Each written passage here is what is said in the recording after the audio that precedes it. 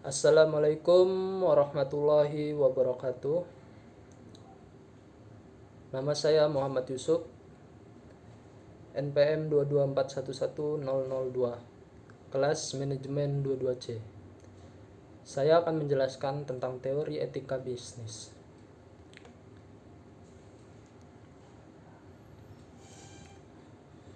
Teori deontologi berasal dari bahasa Yunani deon, yang berarti kewajiban.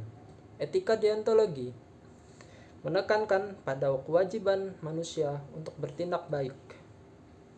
Teori ini dipelopori oleh Immanuel Kant.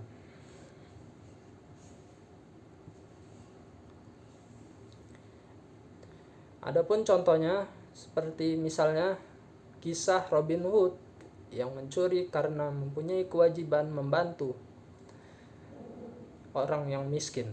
Disebut etis jika dilihat dari tujuannya membantu masyarakat miskin, namun merampok tidak dibenarkan. Contoh lainnya adalah seperti kejujuran.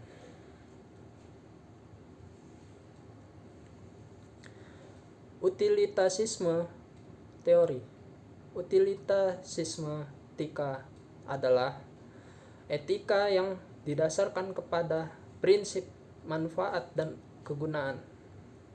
Prinsip ini memanfaatkannya sebagai ukuran untuk menilai apakah suatu tindakan moral tertentu dapat dibenarkan atau tidak. Teori ini dipelopori oleh David Hume 1711 hingga 1776 dan dikembangkan oleh Jeremy Bentham 1748 hingga 1832. Utilitarianisme berasal dari kata Latin yang artinya utilis, yang kemudian menjadi bahasa Inggris menjadi utility, yang artinya bermanfaat.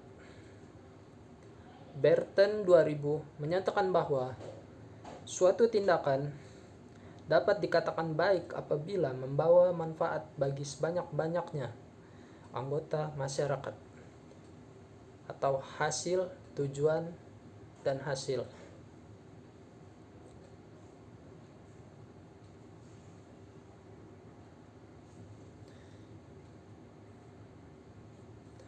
Teori hak. Teori hak dikemukakan oleh Immanuel Kant. Teori ini menjelaskan bahwa suatu tindakan atau perbuatan dianggap baik apabila sesuai dengan hak asasi manusia atau HAM.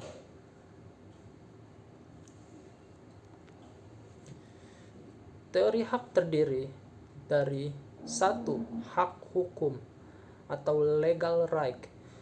Hak berdasarkan sistem atau yuridiksi hukum suatu negara. Misalnya, hukum tertinggi suatu negara adalah konstitusi.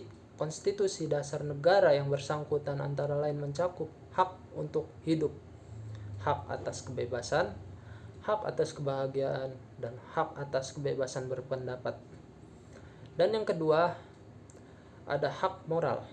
Hak moral berkaitan dengan pribadi manusia secara individu sepanjang tidak melanggar hak orang lain. Dan yang terakhir, yang ketiga, hak kontraktual, mengikat individu-individu yang membuat perjanjian atau kontrak bersama yang berupa hak dan kewajiban masing-masing pihak. Selanjutnya, teori kebaikan. Teori ini berangkat dari pertanyaan mengenai ciri-ciri atau karakter yang harus dimiliki seseorang agar dapat disebut sebagai manusia utama dan sifat-sifat yang mencerminkan manusia tercela. Contoh seperti sifat-sifat kebajikan yaitu kebijaksanaan, keadilan, kerendahan hati, kejujuran, kerendahan hati, dan keuletan.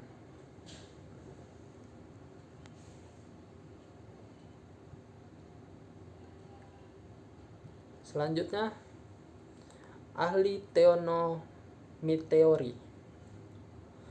Teori ini mengatakan bahwa karakter moral manusia pada hakikatnya ditentukan oleh hubungannya dengan kehendak Tuhan.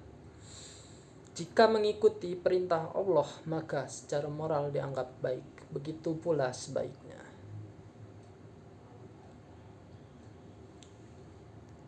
Sekian presentasi dari saya. Kurang lebihnya mohon maaf, dan kepada Allah saya mohon ampun. Wabillahi taufiq wal hidayah. Wassalamualaikum warahmatullahi wabarakatuh.